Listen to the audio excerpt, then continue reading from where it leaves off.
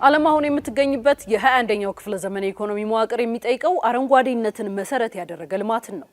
ትላልቅ ዓለም አቀፍ የፋይናንስ ተቋማት እንደ ዓለም ባንክና የዓለም አቀፉ ገንዘብ ድርጅት አይነቶች ብድርም ሆነ ድጋፍ ሲያጸድቁ ፕሮጀክቱ ለአየር ንብረት ተስማሚ መሆኑን እንደ ዋነኛ መስፈርት ያነሳሉ። አካባቢን በሚበክል መንገድ የሚመረቱ ምርቶች በዓለም ገበያ ላይ የማዕቀብና የከፍተኛ ታሪፍ ሰለባ እየሆኑ ነው። ስለዚህ የአረንጓዴ አሻራ መርሃ ግብር ኢትዮጵያ ዓለም አቀፉ የኢኮኖሚ ስርዓት የሚጠይቀውን መስፈርት አሟልታ ተወዳዳሪ ሆና እንድትወጣ የሚያደርግ ወሳኝ የስትራቴጂክ አካል ነው። የሀገራትን ተሞክሮዎችን ብንመለከት በ1980ዎቹ የደን ሽፋኗ በሚያስደነግጥ ሁኔታ አሽቆልቁሎ የነበረው ኮስታሪካ ዛፎችን ለሚተክሉ ቀጥታ የገንዘብ ማበረታቻ በመስጠቷ ዛሬ ከኢኮቱሪዝም ብቻ በዓመት በቢሊዮን የሚቆጠሩ ዶላሮችን ታገኛለች።